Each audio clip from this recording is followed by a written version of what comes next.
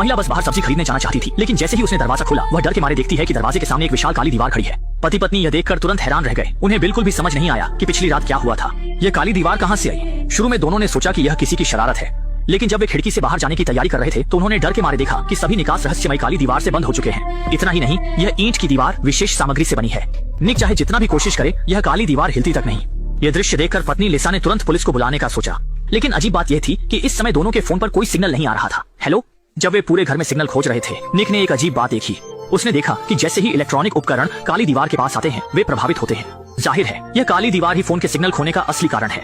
बाहर जाने की जल्दी में लिसा ने तुरंत दराज से इलेक्ट्रिक ड्रिल निकाली और बिना कुछ कहे काली दीवार में ड्रिल करने लगी। लेकिन दोनों के लिए चौंकाने वाली बात यह थी कि चाहे वे कितनी भी कोशिश करें, ये काली दीवार बिल्कुल भी क्षतिग्रस्त नहीं हुई।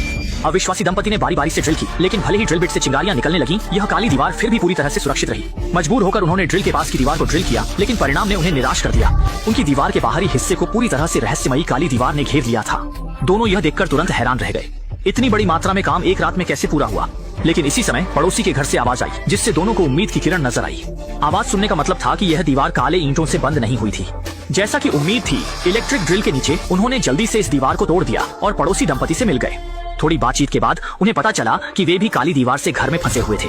कोई नहीं समझ पा रहा था कि यह काली दीवार कहां से आई और इसके पीछे असली मकसद क्या था।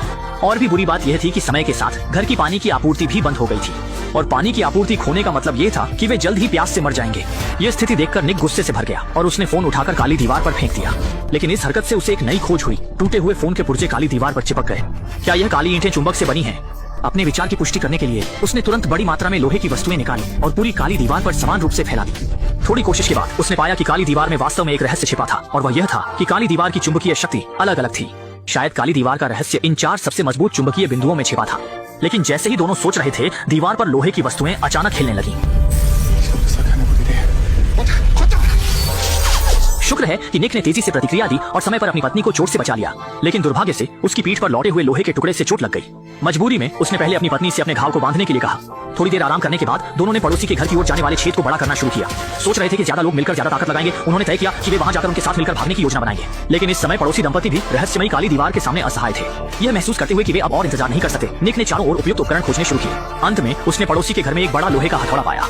उसने काली दीवार पर मारना शुरू किया, लेकिन उसके हाथ सुन्न हो गए और सामने की काली दीवार फिर भी हिली नहीं। जाहिर है यह काली दीवार इतनी मजबूत थी कि वे कल्पना भी नहीं कर सकते थे। अब बल प्रयोग करना बेकार था। इस समय वास्तुकार लिसा को अचानक कुछ याद आया। असल में इससे पहले उसने पता लगाया था कि यह अपार्टमेंट 1997 में बनाया गया था और द्वितीय विश्व युद्ध के दौरान इसके नीचे एक बंकर बनाया गया था जो मेट्रो सिस्टम से जुड़ा था। इसलिए लिसा को यकीन था कि अगर वे नीचे की ओर खुदाई करते रहेंगे तो वे निश्चित रूप से बंकर तक पहुंच जाएंगे और वहां से बाहर निकल जाएंगे। इस उपाय को कारगर समझते हुए इस समय वे पानी और भोजन से वंचित हो चुके हैं। अगर वे समय पर बाहर नहीं निकले तो सभी यहाँ फंसकर मर जाएंगे। जल्दी ही फर्श में एक बड़ा छेद कर दिया गया। आधे दिन तक यह सुनिश्चित करने के बाद कि नीचे कोई नहीं है, निक चादर के सहारे नीचे उतर गया। लेकिन जैसे ही वह आसपास की स्थिति का जायजा ले रहा था, एक गंभीर रूप से बीमार बुजुर्ग हाथ में बंदूक लिए बाहर आ गया। बुजुर्ग ने सोचा कि निक उसकी सामग्री चुराना चाहता है, इसलिए उसने उसे तुरंत वापस जाने की धमकी दी। क्योंकि अब की स्थिति जैसे कि दुनिया का अंत हो, केवल सामग्री ही सबसे महत्वपूर्ण है। हालांकि निक लगातार सब कुछ समझाने की कोशिश कर रहा था, लेकिन बुजुर्ग कुछ भी सुनने को तैयार नहीं था। सौभाग्य से इस समय बुजुर्ग की पोती बाहर आ गई और समय पर बुजुर्ग को बंदूक नीचे रखने के लिए मना लिया। कुछ बातचीत के बाद बुजुर्ग ने कुछ लोगों के भागने की योजना में शामिल होने के लिए सहमति दे दी। बुजुर्ग की अनुमति मिलने के बाद कुछ लोग बिना कुछ कहे फर्श को तोड़ने लगे। हालांकि इस समय निक ने अचानक ध्यान दिया कि अभी अभी तोड़ा गया धुआं सेंसर कुछ असामान्य लग रहा था। लेकिन जब उसने इसे खोला तो उसने पाया कि अंदर एक कैमरा छिपा हुआ था। संदेह के साथ उसने बुजुर्ग से पूछा, क्या यह कैमरा उसने लगाया है? हालांकि बुजुर्ग भी इस बारे में अनजान था। वह केवल इतना जानता था कि ये सब मकान मालिक ने लगाया था। अपने मन की धारणा को सत्यापित करने के लिए निक ने तुरंत रसोई के धुआं सेंसर को भी खोल दिया। जैसा कि उम्मीद थी, अंदर भी एक कैमरा लगा हुआ था। ये दृश्य देखकर सभी को एहसास हुआ कि शायद ये पूरी तरह से एक बंदरों की नाटकबाजी है। मकान मालिक ने जानबूझकर एक काली दीवार बनाई जिससे इन लोगों को यहाँ फंसा दिया, और मकान मालिक और पर्दे के पीछे के अमीर लोग निश्चित रूप से मॉनिटर के सामने इन लोगों का मजा देख रहे होंगे। जब उन्हें पता चला कि मकान मालिक बगल में ही रहता है तो सभी ने तुरंत रसोई की दीवार को तोड़ दिया, मकान मालिक से जवाब मांगने का इरादा किया। हालांकि जब वे मकान मालिक के घर में पहुंचे तो उन्होंने भयभीत होकर देखा कि मकान मालिक पहले ही खून के तालाब में गिरा हुआ था, और अजीब बात ये थी कि उसके दोनों हाथ गायब थे। इस अजीब मौत ने तुरंत सभी को आतंकित कर दिया। लगता है कि इसके पीछे की सच्चाई कुछ असाधारण है। इस विवादास्पद जगह से जल्द भागने के लिए कुछ लोग तेजी से बुजुर्ग के घर के फर्श को तोड़ने लगे, लेकिन पड़ोसी आदमी ने एक बार में बहुत जोर से मारा जिससे पूरी फर्श टूटकर गिर गई और कुछ बदकिस्मत लोग तुरंत नीचे गिर गए। सौभाग्य से मंजिल बहुत ऊंची नहीं थी, कुछ लोगों को केवल मामूली चोटें आईं। जब सभी नीचे उतर गए तो इस समय एक आदमी जिसका नाम एंटोन था बाहर आया। उसने कहा कि वह इस मंजिल के मकान मालिक का दोस्त है। वह कल अपने दोस्त से मिलने आया था, लेकिन अनजाने में यहाँ फंस गया। लेकिन इस समय किसी को भी उसकी बातें सुनने का बिल्कुल मन नहीं था। तत्काल आवश्यकता थी, वे केवल यहाँ से बाहर निकलना चाहते थे। लेकिन यह सुनकर एंटोन हंस पड़ा और बेहिचक बोला कि बाहर जाना भी मौत का रास्ता है। फिर उसने सभी को बताया कि वह उच्च तकनीक वाली काली दीवार वास्तव में हमारी सुरक्षा के लिए है, क्योंकि कल रात उसने टीवी पर एक खबर देखी थी जिसमें कहा गया था कि एक रहस्यमय वायरस फैल रहा है। निवासियों की सुरक्षा सुनिश्चित करने के लिए उच्च अधिकारियों ने सभी को घर में बंद करने के लिए रहस्यमय काली दीवार का उपयोग किया और कहा कि उसका दोस्त वायरस से संक्रमित होने के कारण मर गया। हालांकि एंटोन ने बहुत विश्वास के साथ कहा, लेकिन सभी अभी भी आधे अधूरे मन से उस पर भरोसा कर रहे थे। आखिरकार खुद अपनी आंखों से देखकर ही सच और झूठ का फर्क किया जा सकता है। इसके लिए उन्होंने फिर से फर्श को तोड़ दिया और अपनी इच्छा के अनुसार तहखाने में पहुंच गए और सफलतापूर्वक बंकर के स्टील के दरवाजे को ढूंढ लिया। लेकिन जब उन्होंने दरवाजा खोला और देखा, ये सामने का दृश्य देखकर वे वहीं स्तब्ध रह गए। दरवाजे पर अभी भी मोटी काली दीवार थी, जिसे देखकर सभी लोग तुरंत निराश हो गए। पड़ोसी आदमी ने अपने गुस्से को निकालने के लिए बुजुर्ग की पिस्तौल छीन ली और अजीब काली दीवार पर कई गोलियां चला दी। लेकिन तभी एक अजीब दृश्य सामने आया। गोलियां हवा में रहस्यमय तरीके से तैरने लगी।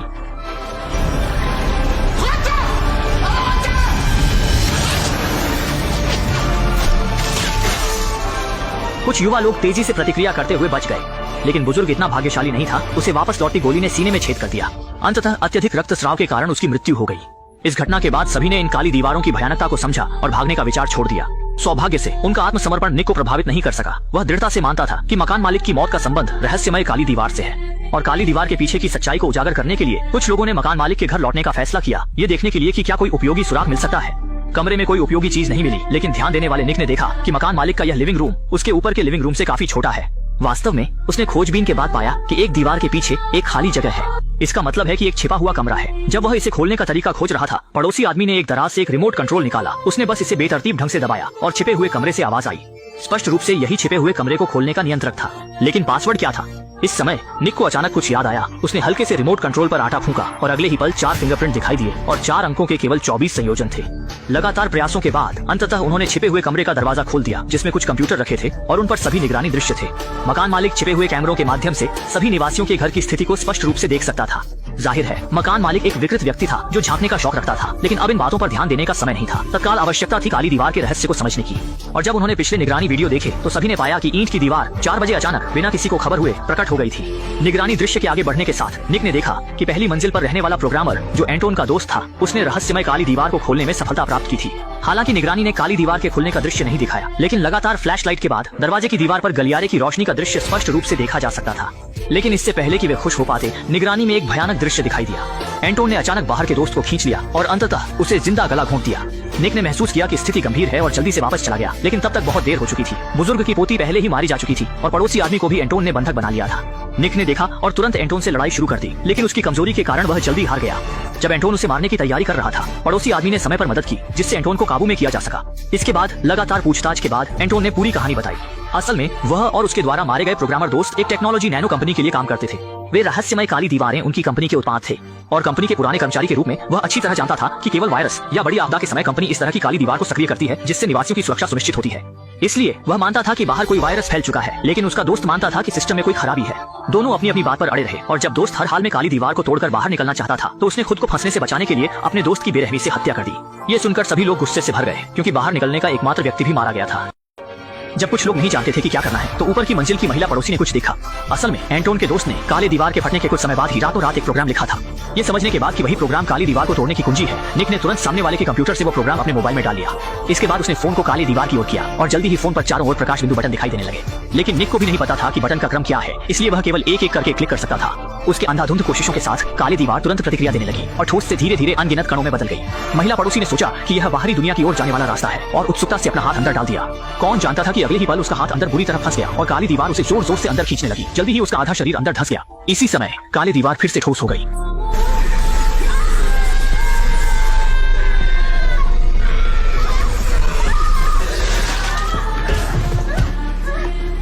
आखिरकार महिला पड़ोसी की मौत टालना संभव नहीं हुआ। यह दृश्य देखकर एंटोन ने ताना मारते हुए हंसी उड़ाई, जबकि महिला पड़ोसी का पति दुखी होकर लगातार गोली मारकर एंटोन को मार दिया। घटना के बाद वह अपनी पत्नी की जुदाई सहन नहीं कर सका और आखिरकार गोली मारकर आत्महत्या कर ली। इस सारी उथल पुथल के बाद अब केवल निक और लीसा ही बचे हैं और महिला पड़ोसी की मौत ने उन्हें यह एहसास दिलाया कि फोन पर दिखने वाले प्रकाश बिंदु इतने सरल नहीं है। यह निश्चित रूप से फोन के पासवर्ड की तरह है। सही क्रम में डालने पर ही काले दीवार को अनलॉक किया जा सकता है और आगे के 2 लोग केवल बहुत सावधानी बरत सकते हैं। जब निक ने प्रकाश बिंदु को दबाने की कोशिश की तो फोन पर दिखाई देने वाली फ्लैशलाइट ने लीसा को कुछ याद दिलाया, क्योंकि चारों बटन एक निश्चित संख्या में फ्लैश को ट्रिगर करते हैं। इसका मतलब है कि वे फ्लैश की संख्या के माध्यम से 4 बटन के क्रम को निर्धारित कर सकते हैं और एंटोन के दोस्त द्वारा काले दीवार को खोलते समय की फ्लैश स्क्रीन को संयोग से कैमरे ने रिकॉर्ड कर लिया था। इसके बाद दोनों ने फ्लैश की संख्या के माध्यम से पासवर्ड को सफलतापूर्वक जान लिया। सौभाग्य से मेहनत का फल मीठा होता है। इस बार दोनों ने आखिरकार रास्ता खोल दिया। उन्होंने बहुत मेहनत की और अंततः अपनी सपनों की बाहरी दुनिया में पहुंच गए, लेकिन सामने का दृश्य उन्हें स्तब्ध कर देने वाला था। उन्होंने देखा कि सभी इमारतें रहस्यमय ईंटों से पूरी तरह से ढकी हुई थीं। भ्रमित दोनों पहले कार में बैठ गए लेकिन तभी कार का रेडियो अचानक चालू हो गया, जिसमें कहा गया कि इस बार की काली दीवार संकट एंटोन की नैनो टेक्नोलॉजी कंपनी में लगी बड़ी आग के कारण हुई थी। सिस्टम के क्षतिग्रस्त होने के कारण काले दीवार तंत्र स्वतः सक्रिय हो गया, जिससे यह त्रासदी हुई और बाहर घूम रहे अन्य लोग सुरक्षित स्थान पर इकट्ठा हो गए हैं। ये सुनकर निक और लीसा भी धीरे धीरे कार चलाकर सुरक्षित स्थान की ओर बढ़ने लगे और फिल्म यहीं समाप्त हो गई।